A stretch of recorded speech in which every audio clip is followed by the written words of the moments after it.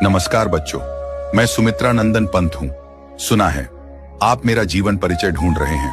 अब मेरा जीवन परिचय है तो मैं ही बता देता हूँ।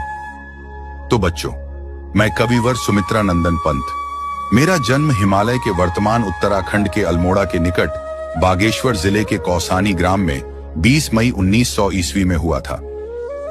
मेरे जन्म के कुछ घंटे बाद ही मां का निधन हो गया। मेरी मां के जाने के बाद मेरा लालन पालन मेरी दादी मां ने किया। मेरे पिता का नाम गंगादत्त पंत था।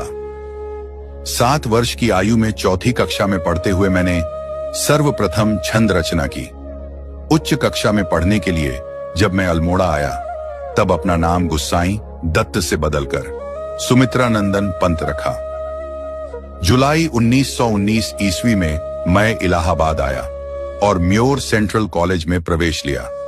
लेकिन 1921 ईस्वी में महात्मा गांधी के आह्वान पर मैंने कॉलेज छोड़ दिया और अपने कोमल स्वभाव के कारण सत्याग्रह में सम्मिलित नहीं हुआ और साहित्य साधना में संलग्न हो गया। सन 1931 ईस्वी में मैं कालाकांग कर चला गया। वहां मैंने मार्क्सवाद का अध्ययन किया और फिर प्रयाग आकर प्रगतिशील विचारों की पत्रिका रूपाभा निकाला। सन 1942 ईस्वी में मैंने भारत छोड़ो आंदोलन से प्रेरित होकर लोकायतन नामक सांस्कृतिक पीठ की योजना बनाई।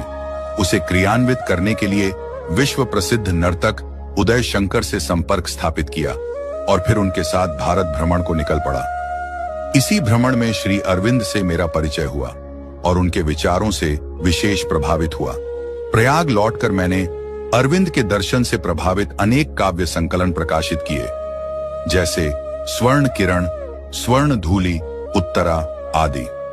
सन 1950 ईस्वी में मैं आकाशवाणी से संबद्ध हुआ और प्रयाग में रहकर स्वच्छंद रूप से साहित्य सृजन करता रहा।